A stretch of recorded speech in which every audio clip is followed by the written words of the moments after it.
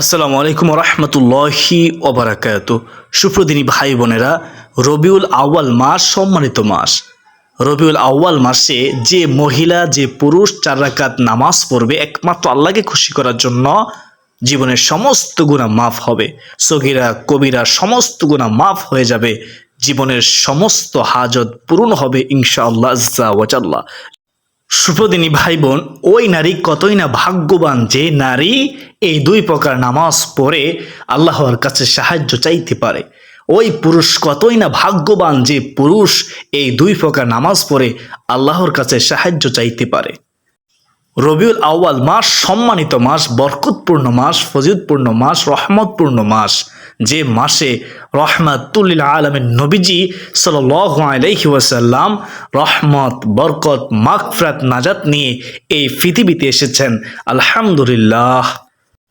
সুপ্রদিনী ভাই বোন, মূল আলোচনায় যাওয়ার পূর্বে চলুন একটু প্রার্থনা করে নেই। হে মহান দয়ালু প্রেমময় আল্লাহ, আপনি নবীজির সম্মানের উসিলায় আমাদের সকলকে সুস্থ শরীরে 5 ওয়াক্ত নামাজ পড়ার তৌফিক দান করুন, সকলে বলি আমিন।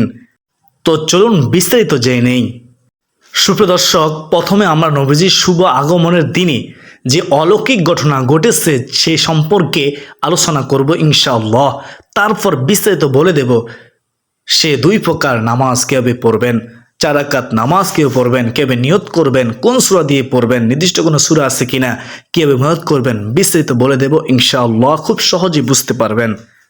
গোটা বিশ্ব যখন অন্যায়, অবিচার, জুলুম ও নানা কুসংস্কারে নিমজ্জিত হয়েছিল, ঠিক তখনই আল্লাহ তাআলা হিদায়াতের আলোকবর্তিকা হিসেবে পৃথিবীর বুকে ফাটিয়েছেন প্রিয় নবী মুহাম্মদ সাল্লাল্লাহু আলাইহি ওয়াসাল্লামকে। তিনি সর্বপ্রথম পৃথিবীর বুকে এমন এক সভ্যতা স্থাপন করেছেন যা চিরসুন্দর, চিরসবুজ ও সমুজ্জ্বল আলোক দ্বারাই উদ্ভাসিত। আল্লাহ তাআলা এর আগে হিদায়াতের জন্য প্রত্যেক জাতিগোষ্ঠীর কাছে নবী রাসূল পাঠিয়েছেন। আল্লাহ তাআলা বলেন, আর আমি প্রত্যেক উম্মতের মধ্যেই রাসূল পাঠিয়েছি এই মর্মে যে তোমরা আল্লাহর ইবাদত করো এবং তাগুত থেকে বেঁচে থাকো। সূরা নাহল আয়াত হচ্ছে 34। মানব জাতির জন্য প্রিয় রাসূল সাল্লাল্লাহু আলাইহি ওয়াসাল্লামের শুভ আগমন অত্যন্ত গুরুত্বপূর্ণ ও তাৎপর্যবহ। আল্লাহ তাআলা তাকে রাহমাতুল লিল আলামিন ও বিশ্বজগতের রহমত হিসেবে এবং নবীদের মধ্যে শ্রেষ্ঠতম মর্যাদা দিয়েই এই পৃথিবীতে পাঠিয়েছেন। সুবহানাল্লাহ। তার মাধ্যমে শব্দ হয়েছে রাসূল প্রেরণের ধারাবাহিকতা।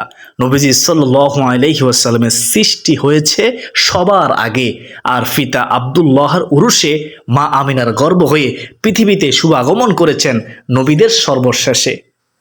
হযরত আবু হুরায়রা রাদিয়াল্লাহু তাআলা আনহু বলেন, লোকেরা প্রশ্ন করল, হে আল্লাহর রাসূল সাল্লাল্লাহু আলাইহি ওয়াসাল্লাম, আপনার নবুয়ত কখন অবতারিত হয়েছে? জবাবে তিনি বলেন, যখন হযরত আদম আলাইহিস সালাম শরীর ও রূহের মধ্যে ছিলেন। সুবহানাল্লাহ। সুনানে তিরমিজি হাদিস নম্বর হচ্ছে 3609। আল্লাহ তাআলা হযরত আদম আলাইহিস সালামকে সৃষ্টি করে যখন হে আবু মুহাম্মদ বলে ইলহাম করলেন, তখন তিনি বলেছেন, হে আল্লাহ, আপনি আমার কুনিয়াত আবু মুহাম্মদ কেন রেখেছেন? এর জবাবে আল্লাহ তাআলা বলেন, তোমার মাথা উত্তোলন করো।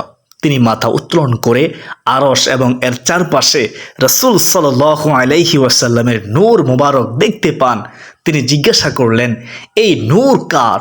জবাবে আল্লাহ তাআলা বলেন, এটি ওই নবীর নূর যিনি তোমার সন্তানদের মধ্যে হবেন। সুবহানাল্লাহ।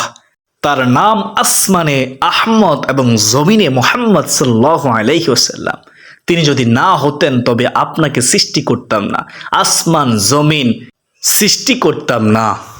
পবিত্র কোরআন মাজিদে প্রায় 10টি সূরার মধ্যে রাসূল সাল্লাল্লাহু আলাইহি ওয়াসাল্লামের শুভ আগমন সম্পর্কে আলোকপাত করা হয়েছে।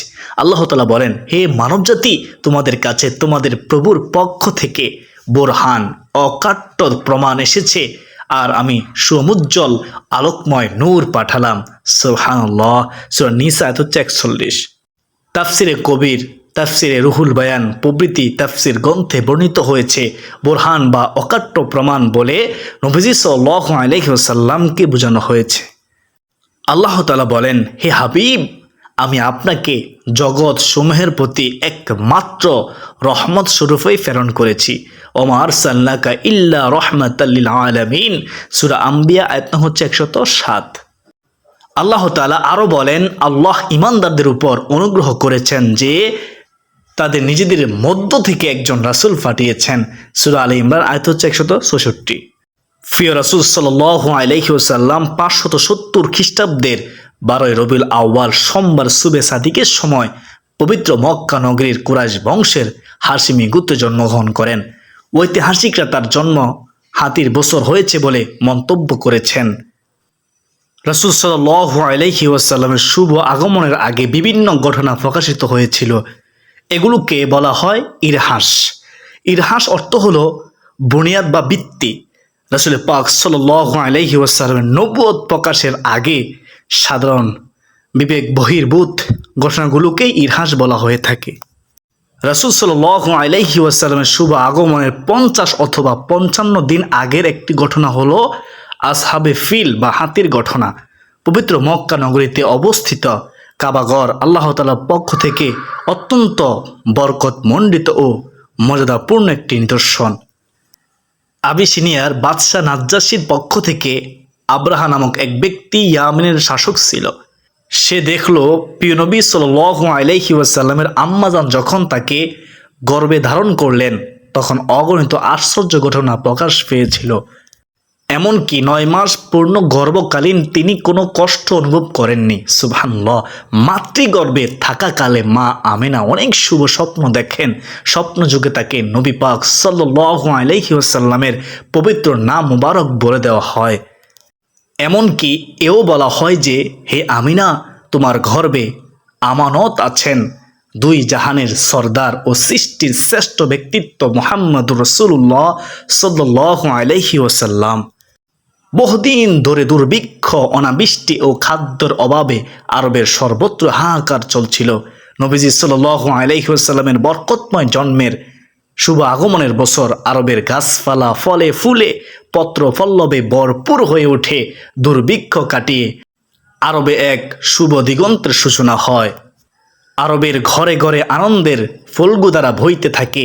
যেহেতু এ বছর কুরাইশরা আব্রাহার বিরুদ্ধে জয়লাভ করেছিল এবং দুর্ভিক্ষ থেকে পরিত্রাণ পেয়েছিল, তাই নবীজি সাল্লাল্লাহু আলাইহি ওয়াসাল্লামের শুভ জন্মের এ বছরকে তারা সানাতুল ফাতহ ওয়াল ইবতিহাজ অর্থাৎ বিজয় ও আনন্দের বছর হিসেবে নামকরণ করেছিল। সুবহানাল্লাহ। ফাতেমা বিনতে আব্দুল্লাহ রাদিয়াল্লাহু তাআলা আনহু বলেন, যখন নবীজি সাল্লাল্লাহু আলাইহি ওয়াসাল্লামের শুভ আগমন ঘটল তখন আমি আমিনার কাছে উপস্থিত ছিলাম। আমি দেখলাম সব গৃহ উজ্জ্বল আলোতে ভরে গেছে এবং এও দেখলাম আসমানের তারকারাজি এত কাছে এসেছে যে আমার মনে হলো এই তারকা আমার উপর পতিত হবে। সুবহানাল্লাহ। ফাতহুল বারীর মধ্যে এই ঘটনাটি রয়েছে। আমিনা আরও বলেন, আল্লাহ তাআলা ওই সময়ে আমার চোখের পর্দা উঠিয়ে নেন। আমি পৃথিবীর পূর্ব পশ্চিম প্রান্ত দেখতে পেলাম। সুবহানাল্লাহ। সুপ্রদর্শক, ইরবাস ইবনে সারিয়াহ রাদিয়াল্লাহু তাআলা আনহু থেকে বর্ণিত, রাসূল সাল্লাল্লাহু আলাইহি ওয়াসাল্লামের শুভ জন্ম গ্রহণকালীন তার সময়ে তার মাতা এক নূর দেখেন যাতে সিরিয়ার প্রাসাদসমূহ আলোকিত হয়ে যায়। সুবহানাল্লাহ। আবু উমামা রাদিয়াল্লাহু তাআলা আনহু থেকে বর্ণিত, রাসূলুল্লাহ সাল্লাল্লাহু আলাইহি ওয়াসাল্লাম বলেন, আমি তোমাদের আমার প্রাথমিক বিষয় সম্পর্কে বলছি, খেয়াল করো। আমি হলাম ইব্রাহিম আলাইহিসসালামের দোয়া ও হযরত ঈসা আলাইহিসসালামের সুসংবাদ, আর আমার মায়ের স্বপ্ন যা তিনি আমাকে প্রসব করার সময় দেখেছিলেন, যে এমন এক নূর উদ্ভাসিত হয়েছে যার দ্বারা আমার আম্মাজানের জন্য সিরিয়ার প্রাসাদও উজ্জ্বল হয়েছিল। সুবহানাল্লাহ। রাসূল সাল্লাল্লাহু আলাইহি ওয়াসাল্লামের শুভ আগমনের সময় আশ্চর্য ঘটনার কথা বর্ণনা করতে গিয়ে হাসান বিন সাবিত রাদিয়াল্লাহু তাআলা আনহু বলেন, আমি 7 বা 8 বছরের শিশু ছিলাম। আমি যা দেখতাম এবং শুনতাম তা অনুধাবন করতে পারতাম। একদিন সকালে এক ইহুদি চিৎকার করে বলতে লাগলো, হে ইহুদি সম্প্রদায়, তোমাদের জন্য ধ্বংসের কথা হলো যে আহমদ এর তারকা উদিত হয়েছে। আজ রাতেই তার শুভ আগমন ঘটেছে। সুবহানাল্লাহ। হযরত আয়েশা সিদ্দিকা রাদিয়াল্লাহু তাআলা আনহা বর্ণনা করেছেন, মক্কা শরীফে এক ইহুদি বাস করত। যে রাতে প্রিয় রাসূল সাল্লাল্লাহু আলাইহি ওয়াসাল্লাম তাশরিফ এনেছিলেন, তখন সে বলল, হে কুরাইশ দল, আজ রাতে কি তোমাদের কোনো শিশু জন্মগ্রহণ করেছে? তারা বলল, আমাদের জানা নেই। তখন সে বলল, দেখো, আজ এই উম্মতের নবী তাশরিফ এনেছেন দুনিয়ার মধ্যে, সুবহানাল্লাহ, যার 2 স্কন্দের মাঝে নবুয়তের চিহ্ন রয়েছে। তিনি 2 রাত পর্যন্ত দুধ পান করবেন না। লোকজন দ্রুত ওই সভা থেকে উঠে অনুসন্ধান শুরু করলো। জানা গেল যে আব্দুল্লাহ ইবনে আব্দুল মুত্তালিবের ঘরে একটি পুত্র সন্তান জন্মগ্রহণ করেছে। ইহুদি বলল, তোমরা আমাকে নিয়ে গিয়ে দেখাও। ওই ইহুদি তার 2 বাহুর মাঝখানে ওই মোহরে নবুয়ত চিহ্ন দেখে জ্ঞান হারিয়ে ফেলল। জ্ঞান ফিরে আসার পর সে ইহুদি বলল, নবুয়ত বনি ইসরাইল থেকে চলে গেছে।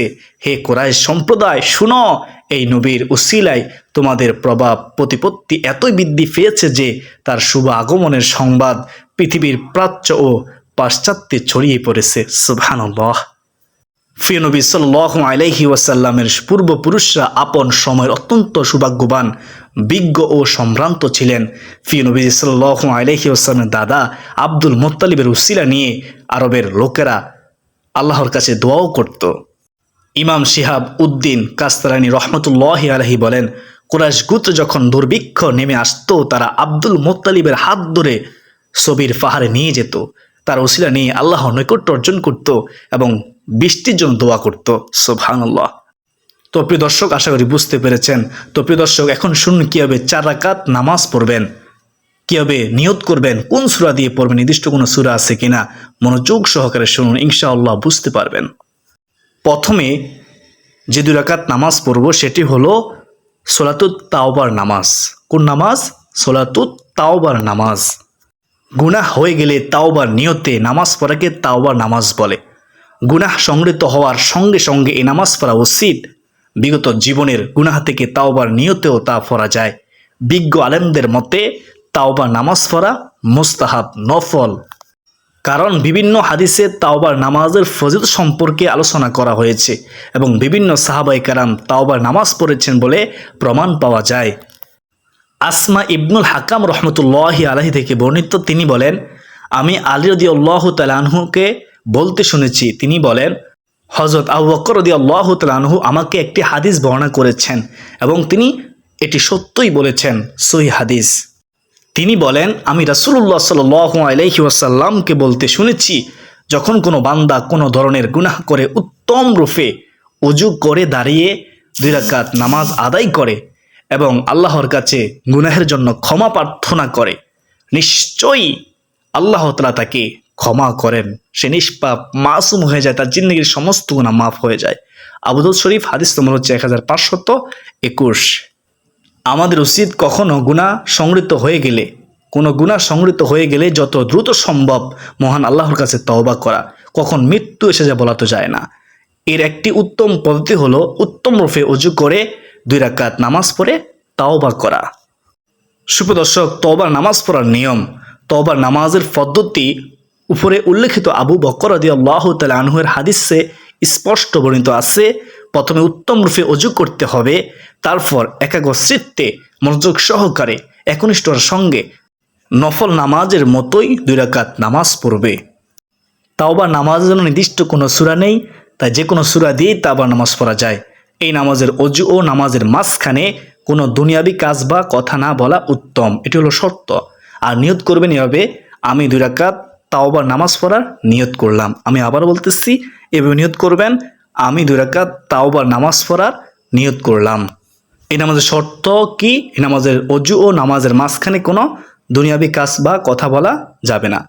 কারণ হাদিস শরীফে ইরশাদ হয়েছে, আল্লাহ রাসূল সাল্লাল্লাহু আলাইহি ওয়াসাল্লাম বলেছেন, যে ব্যক্তি আমার মতো এভাবে ওযু করবে অথবা 2 রাকাত নামাজ আদায় করবে এবং এর মাঝখানে দুনিয়ার কোনো খেয়াল করবে না, তার আগের গুনাহ ক্ষমা করে দেওয়া হবে, সে নিষ্পাপ হয়ে যাবে, সুবহানাল্লাহ। বুখারী শরীফের হাদিস, হাদিস নম্বর হচ্ছে 159। নামাজ শেষে আল্লাহর তাসবিহ পড়বে, আল্লাহর প্রশংসা করবে এবং ইস্তিগফার পরে মহান আল্লাহর কাছে দোয়া করবে। মুনাজাতের মধ্যে এই সাইদুল ইস্তিগফারটি পড়বে, তাওবার দোয়াটি পড়বে। তাওবার শ্রেষ্ঠ দোয়া হলো সাইদুল ইস্তিগফার। উচ্চারণ সহ তুলে ধরতেছি, খেয়াল করুন। আল্লাহুম্মা আনতা রব্বি লা ইলাহা ইল্লা আনতা খলাকতানি ওয়া আনা আবদুকা ওয়া আনা আলা আহদিকা ওয়া ওয়াদিকা মাস্তাতাতু আউযু বিকা মিন শাররি মা সানাতু আবুউ লাকা বিনি'মাতিকা আলাইয়া ওয়া আবুউ বিযানবি ফাগফিরলি ফাইন্নাহু লা ইয়াগফিরুয যুনুবা ইল্লা আনতা। তো প্রিয় দর্শক, এখন জানবো আরও 2 রাকাত সালাতুল হাজত নামাজ পড়ার নিয়ম কানুন।